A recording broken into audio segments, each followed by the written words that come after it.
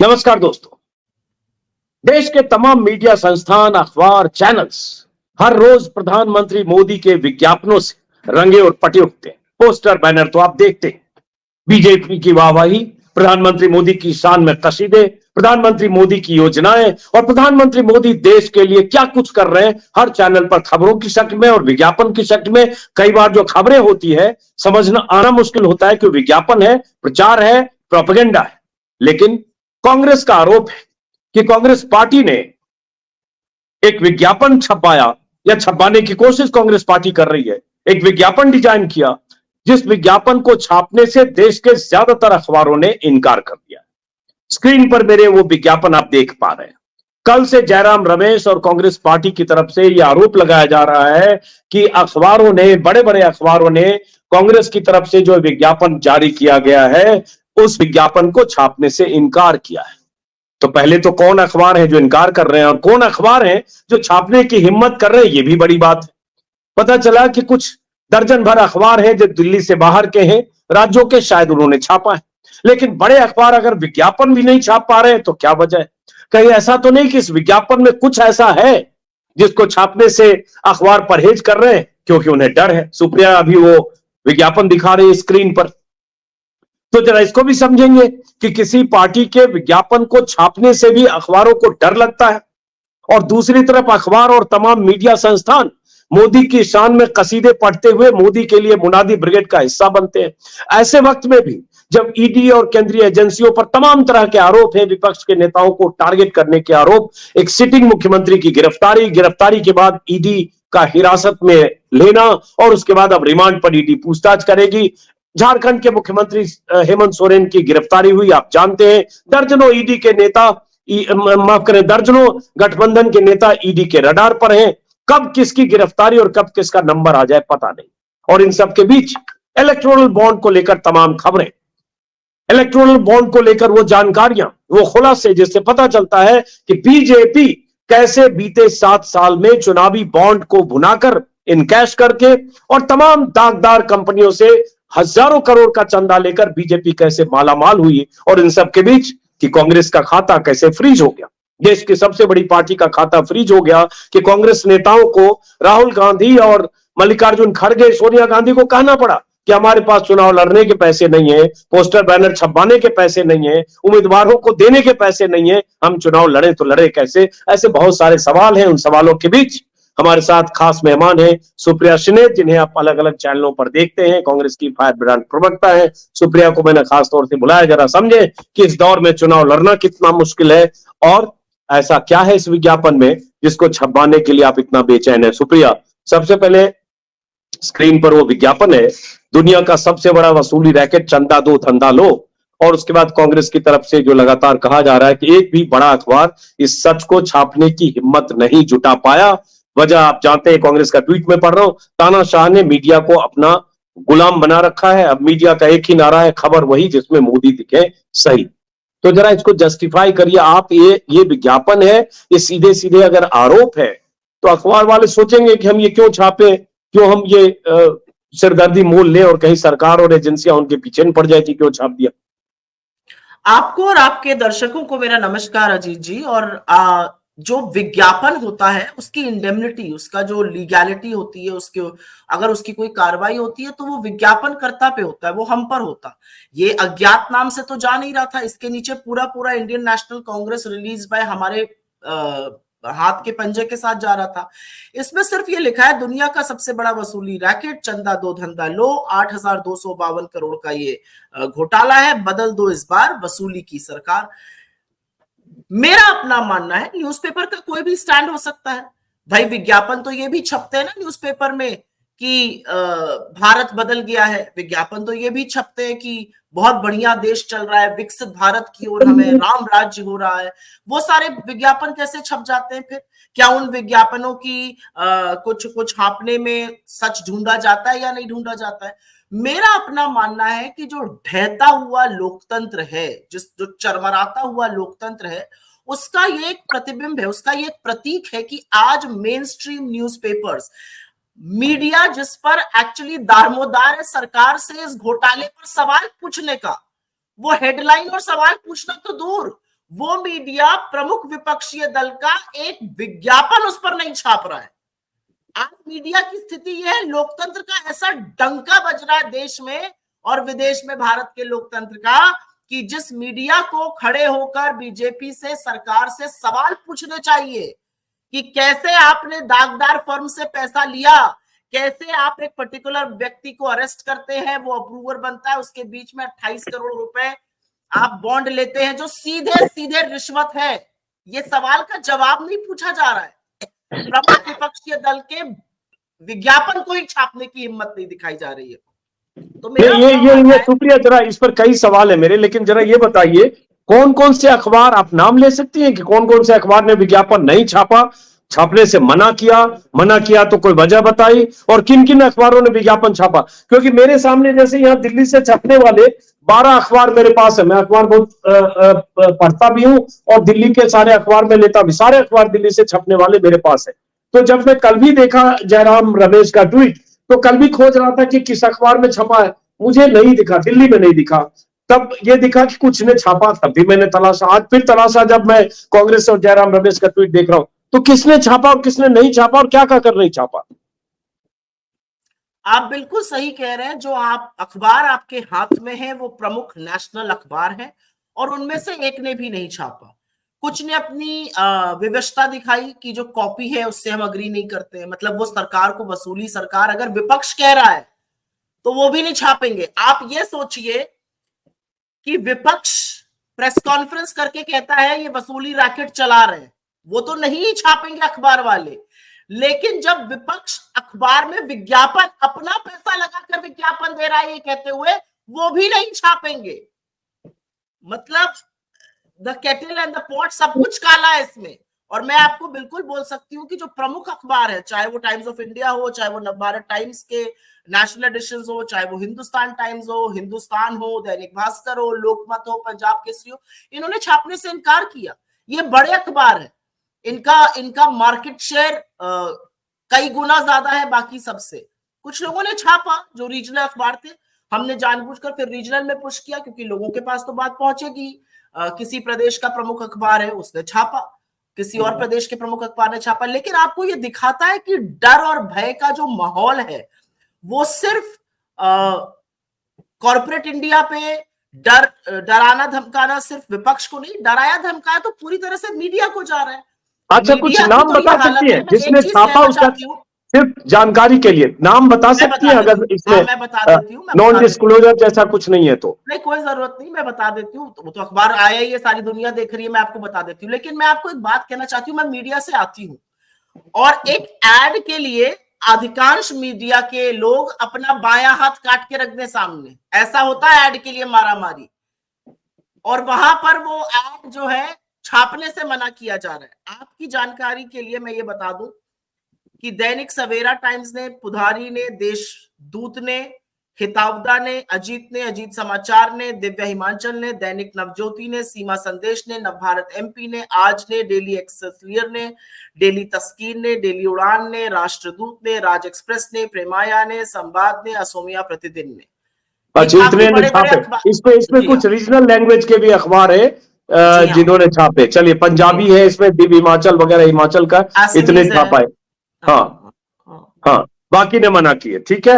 अब बात आती है कि मना किए तो आपको क्या लगता है इसमें कहां सरकार की भूमिका होगी? उन्हें लगा कि नहीं, अखबार की बजाय प्रोपेगेंडा जैसा है, या विज्ञापन की बजाय, या विज्ञापन की बजाय ये ऐसे ही पोस्टर जैसा है दीवार पे चिपकाने वाला, ये विज्ञापन नहीं है तो नहीं छापा। ये क्यों इसको तानाशाह और मीडिया को गुलाम बना रखा, ये क्यों कहने की जरूरत पड़ गई जो कांग्रेस ने ट्वीट में कहा? तो मुझे आप एक बात बताइए, जो रोज अखबार मोदी जी की आत्ममुग्ध दादचियारी फोटो के साथ छपता है वो ब्रह्म वाक्य होता है, वो प्रोपेगेंडा नहीं है, वो प्रचार नहीं है, वो आरोप नहीं लगाते हैं दूसरों पर, वो अपने मुंह मियां मिट्ठू नहीं बनते हैं, जमीनी हकीकत कुछ और है, ऐसे ऐसी डींगे हाकी जाती हैं। वो ब्रह्मवाक्य छाप रहे हैं और हमारा छापना जो है वो प्रोपेगेंडा है। असलियत ये है कि जो डुप्लिसिटी ऑफ मीडिया है, जिसको हम मैं एक शब्द यूज करती हूँ, लोगों को थोड़ा तीखा लग जाता है, चुभ जाता है, चरण चुंबक मीडिया। मैं कह तो रही हूँ, मीडिया को बोला जाएगा तो वो लौट जाएंगे, बैठने को कहा जाएगा खड़े रहेंगे बेचारे। बिल्कुल नतमस्तक हो चुका है मीडिया। वो आईपीएल में जो चीयर लीडर्स होते हैं, उस तरह का मीडिया हो चुका है। मीडिया ने अपने ऊपर ही थोड़ा अपने ऊपर ही सेल्फ जिसको कहते हैं रेगुलेशन लगा लिया है। क्यों भाई? विपक्ष कुछ कह रहा है और विपक्ष डंके की चोट पर कह रहा है, अपने नाम से कह रहा है। अगर केस भी होगा तो आप पर नहीं होगा, उसके बाद आप नहीं छाप रहे। तो ये दिखाता है कि देश में ऑपोजिशन के लिए जगह और ऑपोजिशन के लिए प्लेटफॉर्म्स किस तरह से संकुचित होते जा रहे हैं। मैं तो नहीं कह रही कि टाइम्स ऑफ इंडिया को कहना था कि ये वसूली सरकार है, वो तो हम कह रहे थे ना। मैं आपके शो पर कह रही हूं कि नरेंद्र मोदी दुनिया का सबसे बड़ा एक्सटॉर्शन रैकेट चला रहे थे। इलेक्टोरल बॉन्ड के माध्यम से चंदा दो धंधा लो हो रहा था। ईडी सीबीआई की इनकम टैक्स की रेड होती थी और इधर वसूली होती थी। ये तो मैं कह रही हूँ, अजीत अंजुम तो नहीं कह रहे। केस होगा तो मेरे ऊपर होगा ना, आपके ऊपर थोड़ी होगा। आप मेरे मुंह को बंद कर दीजिए कि नहीं आप ये मेरे शो पर नहीं कह सकती। क्यों नहीं कह सकती? अगर आपने बुलाया है, अगर आप ऐड लेते तो आप मेरी बात सुनिएगा। मैं तो ऐड दे रही थी, तो मेरा विज्ञापन था, इसमें आपकी कोई इंडेमनिटी नहीं थी। उसके बाद आप नहीं करना चाह रहे। ये दिखाता है कि कितना आतंकित, कितना भयभीत और कितना चरण वंदन में लिप्त है इस देश का चौथा लोकतंत्र का स्तंभ, जो पूरी तरह से ध्वस्त हो चुका है। अब ये बताओ सुप्रिया, जब आप कहते हो कि जो ये विज्ञापन है, चंदा दो धंधा लो या बदल दो इस बार वसूली की सरकार, तो अब ये बीजेपी के लोग तो ये भी आरोप लगा रहे हैं कि कुछ कंपनियां ऐसी भी है जिन कंपनियों ने बीजेपी को तो दिया ही चंदा, चाहे वो लॉटरी वाली कंपनी भी हो शायद, और भी कंपनियों, और उन कंपनियों ने कांग्रेस को भी चंदा दिया। एमकेजे है कोई कंपनी, और भी ऐसी कंपनी है, तो ये चंदा दिया, ये बीजेपी के लोग कह रहे हैं। बिल्कुल, और ये अच्छी बात आपने उठाई, क्योंकि बीजेपी ही ऐसे कुतर्क कर सकती है। बीजेपी को देगा 584 करोड़ एक कंपनी, हमको देगा 5 करोड़। बीजेपी को देगा 600 करोड़, हमको देगा 6 लाख। आपको लगता है ये लेवल प्लेइंग फील्ड है? और मैं एक बात कहना चाहती हूँ, कांग्रेस को कोई पैसा दे रहा है तो हमारे नियंत्रण में तो सीबीआई, ईडी, इनकम टैक्स नहीं है। हम तो ऑपोजिशन में, हम तो रेड नहीं करा पा रहे हैं। हम तो सेंट्रल गवर्नमेंट के प्रोजेक्ट नहीं दे रहे हैं। मेगा को 584 करोड़ मेगा ने दिए, तड़ातड़ प्रोजेक्ट मिलने शुरू हो गए सेंट्रल गवर्नमेंट से। कैसे मिल रहे हैं? तो हम तो उस कैपेसिटी में है नहीं। विपक्ष को भी कुछ पैसा दे दो, जो अमूमन कॉर्पोरेट्स करते हैं वो हुआ है। आप डिस्प्रपोर्शनेट देखिए कैसा है, कहीं पर 500 करोड़, कहीं पे 5 करोड़।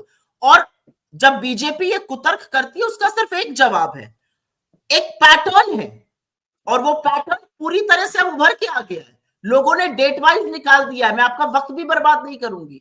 पैसा दिया, धंधा मिला, रेड हुई, पैसा दिया, उसके थोड़े दिनों बाद बेल हो जाती है, अप्रूवर बन जाते हैं। ये क्या गोरख धंधा है? वो तो अभी शरद रेड्डी का मामला कल से लगातार उठ रहा है, जो शरद रेड्डी इसी लीकर केस में गवाह बन के निकल गए जमानत पर, अरविंदो फार्मा के डायरेक्टर हैं, और उन्होंने बात ये कहना चाहूंगी, 11 नवंबर 2022 को शरद रेड्डी जो है वो अरेस्ट होते हैं एनफोर्समेंट डायरेक्टरेट से। उसके 4 दिन बाद अरविंदो फार्मा, उनके पिताजी 5 करोड़ के बॉन्ड देते हैं बीजेपी को, 4 दिन बाद ही। मई 2023 में उनकी बेल एप्लीकेशन आती है कोर्ट में, और ईडी अपोज नहीं करती है बेल एप्लीकेशन। ईडी जो सबको दुर्दांत आतंकवादी घोषित कर देती है, वो उनकी बेल एप्लीकेशन अपोज नहीं करती है। जून 2023 में निकलते ही वो अप्रूवर बन जाते हैं, और उसके बाद वो पार्टी को फिर 25 करोड़ का चंदा और बॉन्ड दे रहे हैं। ये रिश्वत नहीं है, ये क्विड प्रो को नहीं है, ये बवाल नहीं मचना चाहिए इस पर। सीधे सीधे एक्सटॉर्शन है ये। आजादी चाहिए, खाते में पैसा डालो। आजादी चाहिए, धंधा चलाओ। यहाँ पे ये है असलियत नरेंद्र मोदी के वसूली रैकेट की। इसमें जरा सा भी शक और शुभा नहीं है मुझे। अब इसके बाद क्या होगा? मान लो चलो कि ये सारे सबूत आ गए, सारे आंकड़े आ गए, दस्तावेज आ गए, सुप्रीम कोर्ट की फटकार के बाद एसबीआई को यूनिक नंबर जारी करना पड़ा, सब पब्लिक डोमेन में। ठीक है, बीजेपी को मान लो 12,000 करोड़ में से 50% मिल गया, हालांकि कुछ आंकड़े नहीं भी आए 2019 के पहले, लेकिन मिल गया। उसके बाद वो आंकड़े हैं किसने कितने दिए, और ठीक आपने कहा मेगा एंटरप्राइजेज 14,500 करोड़ का ठेका मिला एलएनटी के मुकाबले, लेकिन वो कहेंगे लोअर बिडर था। और बहुत सारी कंपनियों के ठेका मिलने या छापा के पहले या बाद देने की खबरें लगातार डेट वाइज मिला के लोगों ने छापा है बहुत सारी वेबसाइट में। लेकिन इससे क्या होगा भाई? इसका कोई, अगर इसकी कोई जांच आगे होने की अभी कोई गुंजाइश दिखती नहीं है। पब्लिक डोमेन में आ गया, उसको हो गए 48 घंटे। उसी बीच अरविंद केजरीवाल की गिरफ्तारी हो चुकी है। तो बीजेपी तो इसी तरह से इसको प्रचारित प्रसारित करेगी कि ये हम पर जो आरोप है, वो चूंकि हमारी सत्ता है, 1 दर्जन राज्यों में, ज्यादा राज्यों में सरकार है, जो अमित शाह ने कहा भी, तो हमें इतना पैसा मिला तो क्या गलत है? हमारे 303 सांसद है।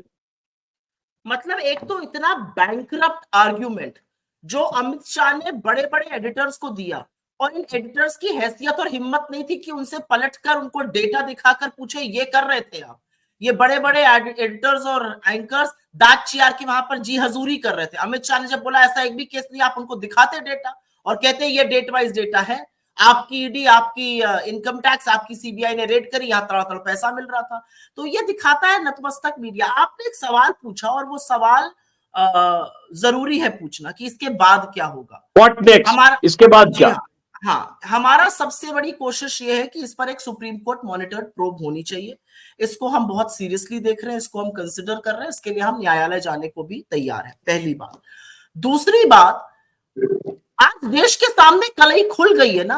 आज देश को असलियत पता है, सबको पता था कि बीजेपी को 50 आधे से ज्यादा पैसा इलेक्टोरल बॉन्ड का बीजेपी के पास जा रहा है। जो देश को नहीं पता था और जो जिसका दूध का दूध और पानी का पानी हो गया है, वो ये है कि बीजेपी ये पैसा वसूल रही थी। जैसे लफंगे वसूली करते हैं एक्सटॉर्शन रैकेट किसी खोमचे वाले से, किसी चाय वाले से, किसी टपरी वाले से आके हफ्ता वसूली करते हैं, वो हफ्ता वसूली का काम इस देश की सरकार, इस देश की पार्टी कर रही थी। आप नैतिकता की धुरी ये समझ लीजिए कि सरकार की एजेंसी रेड करती है, जिस पार्टी की सरकार है वो पैसा दबोचती है। तो जनता को पता चल गया, जनता के कोर्ट में। मुझे ऐसा लगता है अजीत जी, कुछ चीजें जनता के विवेक पर भी छोड़नी चाहिए।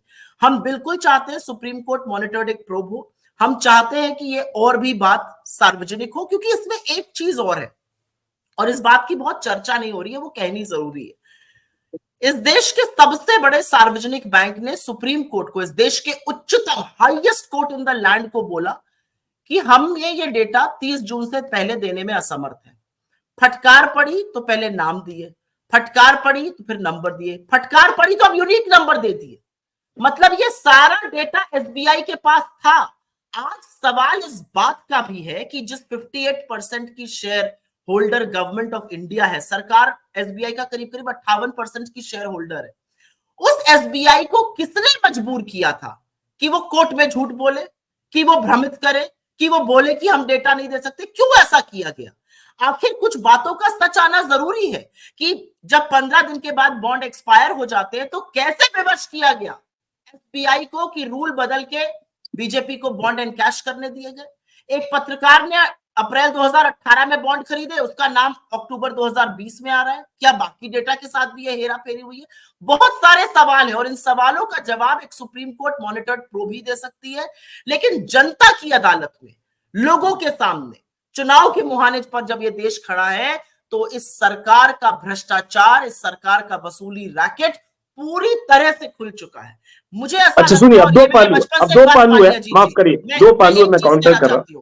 जिस सच को दबाने की कोशिश की जाती है, वो सच उसकी दुगनी तेजी से उभर के सामने आता है।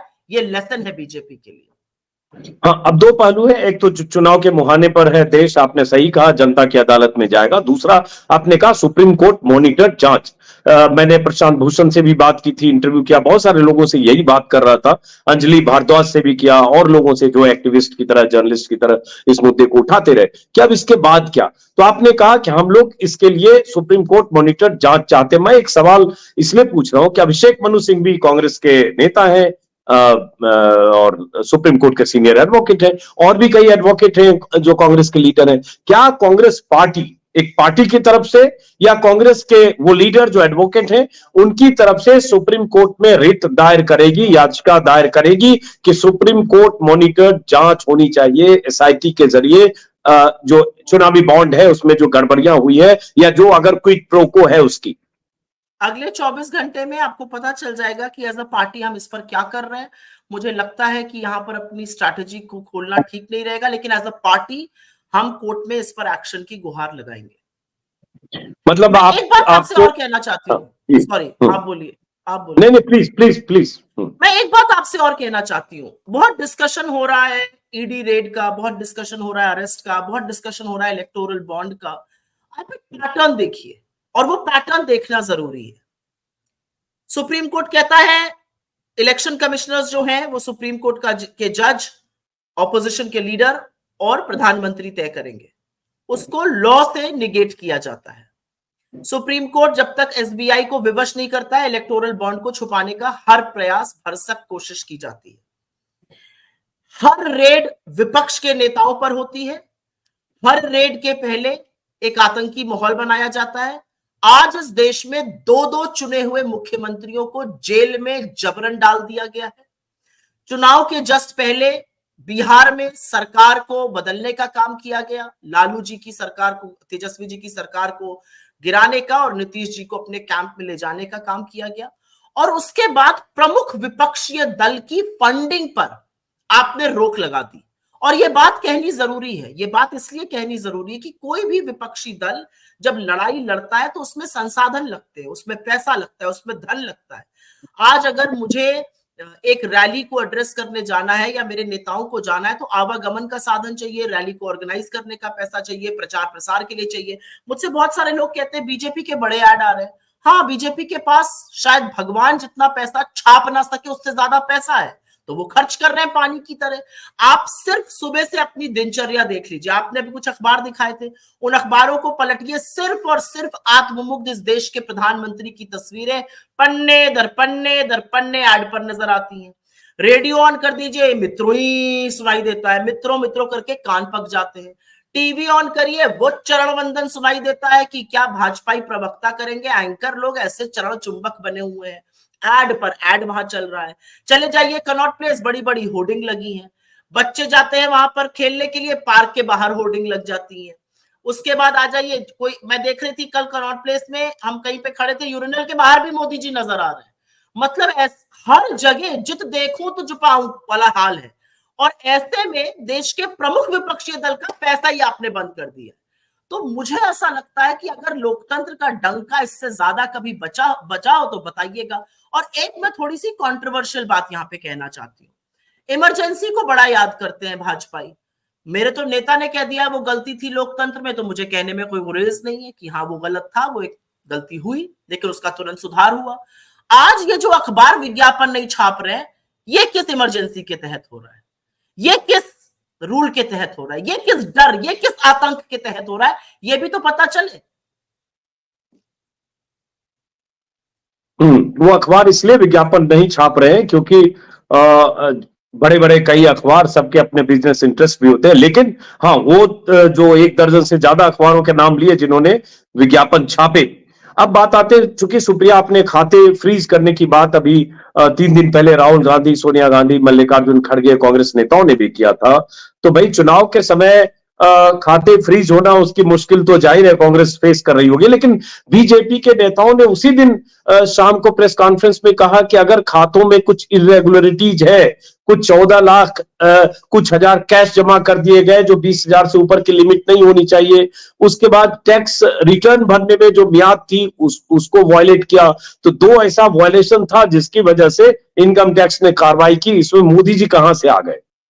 बहुत शुक्रगुजार हूं आपने ये सवाल पूछा। इनकम टैक्स की एक्ट के अंतर्गत जो पॉलिटिकल पार्टीज को रेफर करता है सेक्शन 13, वो क्लियरली कहता है कि 31 दिसंबर नहीं तो 31 मार्च तक हम अपना रिटर्न फाइल कर सकते थे। हमने नहीं वायलेट करी है कंडीशंस। पहली बात, हमने 2 फरवरी 2019 को अपना रिटर्न फाइल कर दिया था। हाँ, एक गलती हमसे हुई, क्योंकि हमारे यहाँ ये रूल है कि, और लोग स्वेच्छा से करते हैं, एमएलएज और एमपीज अपनी सालाना सैलरी का 1 महीने का पैसा पार्टी को डोनेट करते हैं। 14,40,000 रुपए वो डोनेट हुए थे।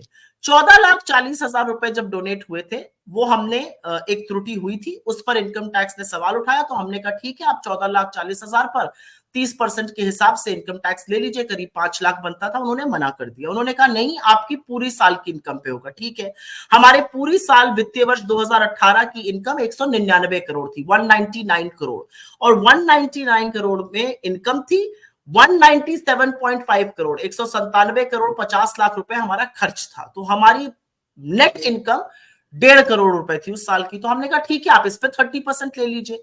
उन्होंने मना कर दिया, जबकि वो 50 लाख बनता था। उन्होंने कहा नहीं, हम आपके पूरे 199 करोड़ पर 135 करोड़ की उन्होंने डिमांड हमें भेजी, 102 करोड़ मूल और 33 करोड़ इंटरेस्ट। नहीं, ये कैसे हिसाब 14 हुआ, मैं जरा समझना चाहता हूं, क्योंकि मैं कई अखबार में आपकी विज्ञप्ति में मैं समझ ही नहीं पाया, क्योंकि हम सब मैं लोग बता रिटर्न देते हैं, तो मैं समझना चाह रहा था कि मैं क्या बताती हूँ। कैसे हुआ। क्या आप करें 14 लाख कैश जमा हुआ, 14 लाख कुछ हजार, उसके बदले 1 करोड़ 135 मैं करोड़ या उसी जो पे भी आ रही डेटा। हूँ, मैं हाँ, उसी पे आ रही हूँ।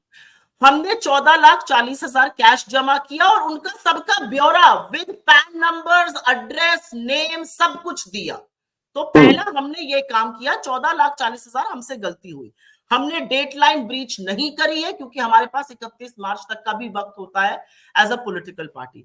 हमने 14,40,000 जो जमा किया वो त्रुटि हुई। इनकम टैक्स ने कहा ये गलत जमा किया। हमने कहा ठीक है, आप इस पर पूरा 30% ले लीजिए इनकम टैक्स। उन्होंने कहा नहीं, हम ये नहीं करेंगे, हम आपकी पूरी इनकम पे लेंगे। हमने कहा ठीक है।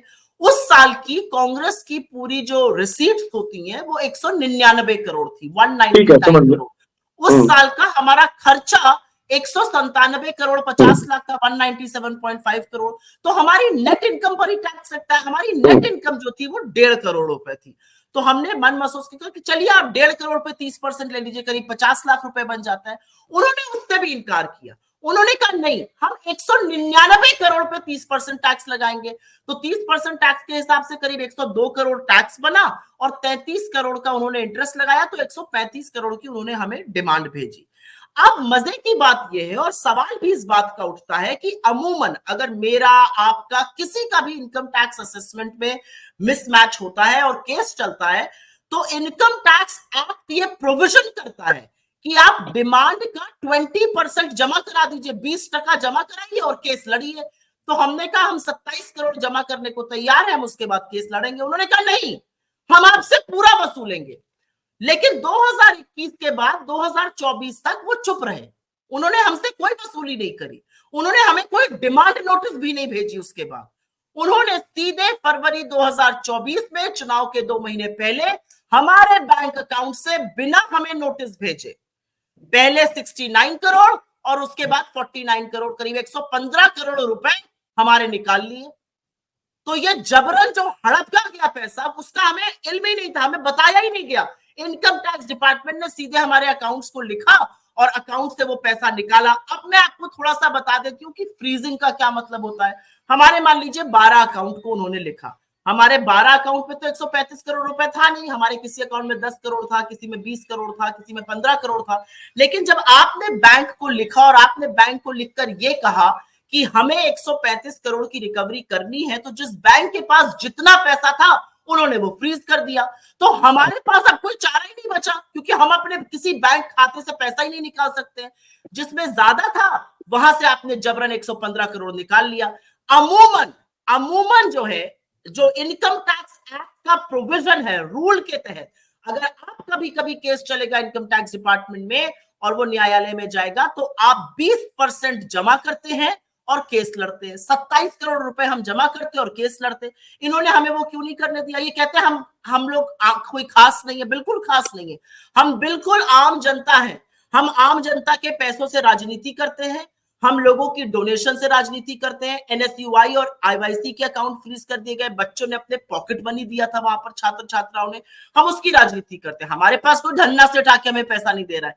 तो मेरा ये बोलना है कि अगर लॉ कहता है 20% लेकर आप केस लड़िए, तो वो क्यों नहीं किया जा रहा है?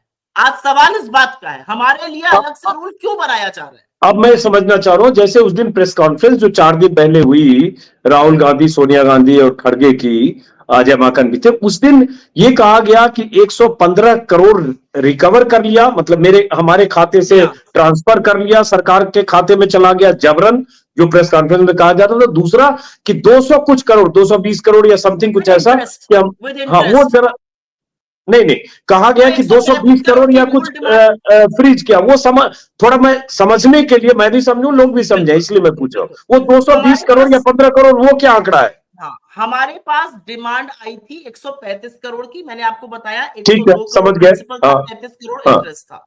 इन्होंने कहा इन्होंने 2021 में वो डिमांड भेजी, 21 से 24 तक ये सोते रहे। 24 में चुनाव के जस्ट पहले इन्होंने बैंक से डायरेक्ट पहले तो पैसा वसूला, पहले 69 करोड़, फिर 49 करोड़, मिलके करीब 115 करोड़ बना। उसके अलावा हमारे बैंक अकाउंट्स में सब कुछ मिला के 200 से 250 से 300 करोड़ या 210 जो उन्होंने कहा वो पैसा था। वो तो हड़प लिया ना हमसे, क्योंकि हम उस पैसे को यूज ही नहीं कर पा रहे, हम वो पैसा निकाल ही नहीं पा रहे। ओके, तो उन्होंने फ्रीज कर दिया वो जो भी पैसा था, फ्रीज कर दिया पैसा। तो आपके अकाउंट में 200 करोड़ पड़ा रहे या 2 करोड़ पड़ा रहे, अगर आप उस पैसे को यूज ही नहीं कर पा रहे तो वो फ्रीज किया इन्होंने पैसा।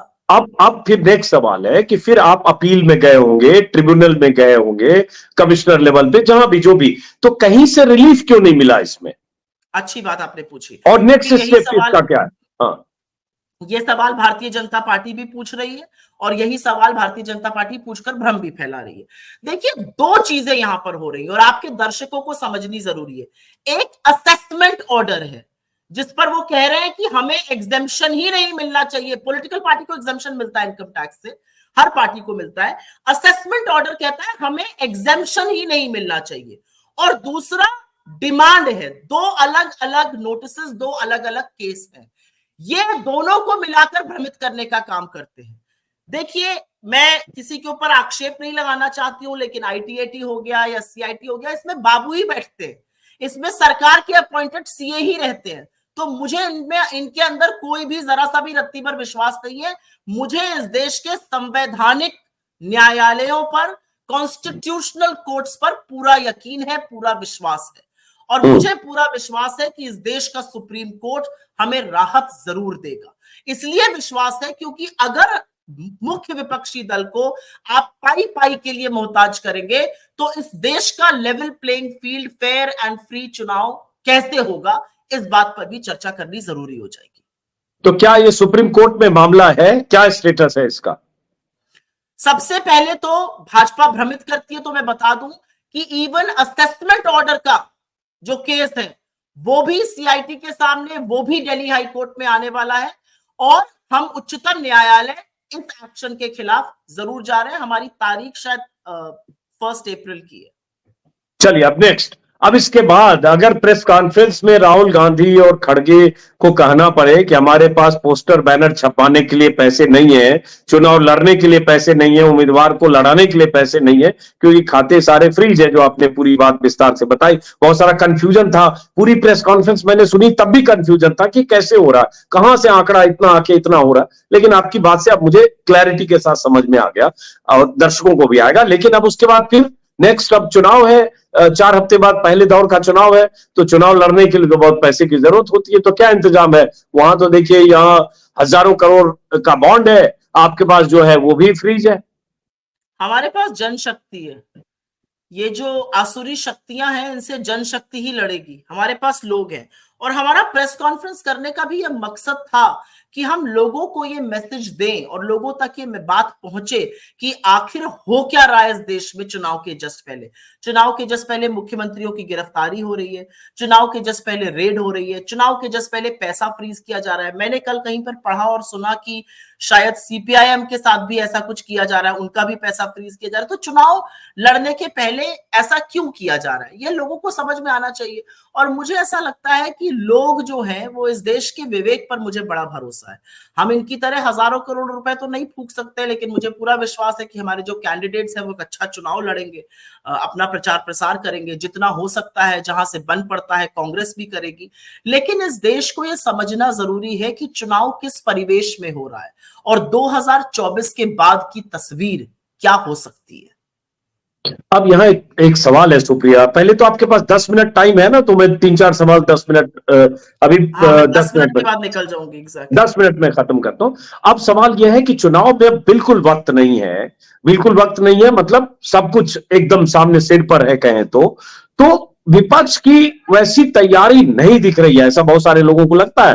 तैयारी मतलब एक तो आपको पंगु सरकार बना रही है, चाहे गिरफ्तारी हो केजरीवाल की, चाहे हेमंत सोरेन की गिरफ्तारी हो, चाहे ईडी और सरकारी एजेंसियों का इस्तेमाल हो, चाहे खाता फ्रीज करना हो, और दूसरी तरफ लड़ने की तैयारी। शायद आप इन सब चीज में उलझे और फंसे हुए हैं। जो गठबंधन का माहौल 5-6 महीने पहले बना था, वो माहौल उस तरह से विपक्षी एकता के तौर पर सामने नहीं दिख रहा है, ऐसा लगता है। जब ममता बनर्जी कहती है हम अकेले लड़ लेंगे और यहां केजरीवाल की गिरफ्तारी उसी बीच हो जाती है। देखिए, मेरा अपना मानना है कि जब गठबंधन बना है तो एक बड़े लक्ष्य में हम सब साथ हैं, लेकिन हम सबको अपनी जमीनी राजनीति, अपनी अपनी जमीनें, अपने अपने काडर को भी लेकर चलना है। मुझे ऐसा लगता है कि जरूर सीटों पर खींचतान भी होगी, जरूर कुछ लोग कहेंगे हम अकेले लड़ लेंगे, लेकिन आज जरूरी है कि जिस तरह की ताकत से, जिस तरह के misuse and abuse of power से हम लड़ रहे हैं, लोग समझें कि वास्तव में हो क्या रहा है। लेकिन एक सामंजस्य बिठाना होता है, एक बड़े लक्ष्य की ओर अग्रसर होते हुए, विजावी एक एक बड़ा लक्ष्य एक तरफ है और अपने अपने लोगों की महत्वाकांक्षाओं को, उनकी आवाज को, उनकी अपेक्षाओं को बैलेंस करते हुए। बहुत जगह हमें लगता है कि हाँ, हमें समझौता कर लेना चाहिए। जो वहां का 30 साल से झंडा उठाकर कांग्रेस का कार्यकर्ता है, उसकी बात क्या हम नहीं सुनेंगे? लोगों ने अपनी जवानी दे दी इस पार्टी को, उनकी बात हम नहीं सुनेंगे? जिनके जिनके चुनाव जीतने के आसार हैं, जो जिन्होंने प्रबल काम किया ग्राउंड पे, क्या हम उनकी बात नहीं सुनेंगे? मुझे ऐसा लगता है राजनीतिक दल, चाहे हम हो या चाहे कोई और हो, सर्वप्रथम अपने कार्यकर्ताओं की, अपने काडर की बात जरूर सुननी चाहिए, क्योंकि वो जनता जनार्दन है, वो जनता का हिस्सा है और बड़े लक्ष्य में हम सब साथ हैं। हो सकता है कि कुछ सीटों पर हम आमने सामने लड़े, कुछ सीटों पर हो सकता है फ्रेंडली फाइट भी हो, लेकिन एक बड़े लक्ष्य में हम सब साथ हैं, एक बड़े मकसद से हम सब साथ हैं। और तो आपको क्या लग रहा है सुप्रिया? सुप्रिया देखिए, मोदी का तो नारा है अब की बार 400 पार। आपको क्या लग रहा है कि गठबंधन कहां है आज की तारीख में? आप कह सकती हैं कि हम मोदी सरकार को अपदस्थ करके हराकर गठबंधन की सरकार हम बना लेंगे? अजीत जी, मैं आपको एक बात बताती हूँ, ये जो 400 पार का खोखला नारा है ना, इससे ज्यादा भारतीय जनता पार्टी का डर दूसरे किसी नारे में नहीं दिखता है। जब घर में दिक्कत आती है, all is well, all is well, all is well कहा जाता है।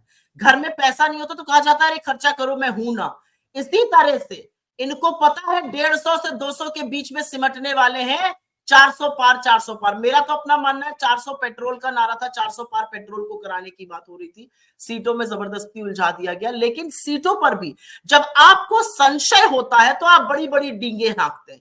ऐसे ही तो ये 400 पार करा रहे थे कर्नाटक में, 400 पार करा, 400 जैसे नारे लगा रहे थे हिमाचल में, तेलंगाना में, बंगाल में, कहां कहां जाके इन्होंने ये नारे नहीं लगाए, लेकिन वहां पर नहीं जीते ना। तो मेरा अपना मानना है कि जब ये संकट, कोई भी जब संकट में होता है तो बड़ी बड़ी बातें करता है, इतना बड़ा बोल दो कि लोग उसमें उलझ जाए।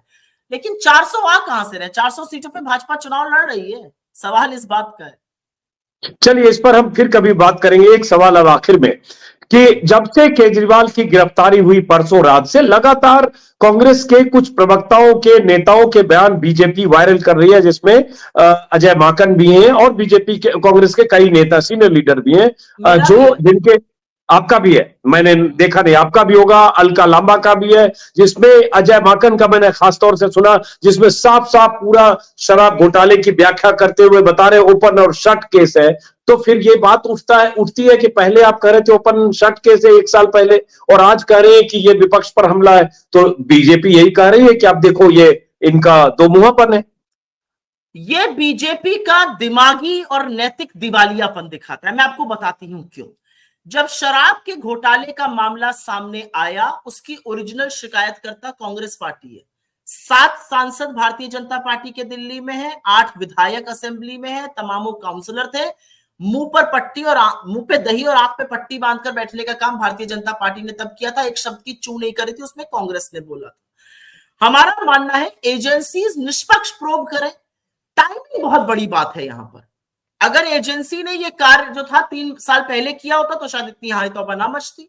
एजेंसी ने चुनाव के, मतलब आज से 4 हफ्ते के कम में चुनाव का पहला चरण हो जाएगा, तब आप एक मुख्यमंत्री की गिरफ्तारी करते हैं, तो एजेंसी के और सरकार की टाइमिंग पर सवाल उठेगा, even in an open and shut case. ये भी मैं आपको बता दूं।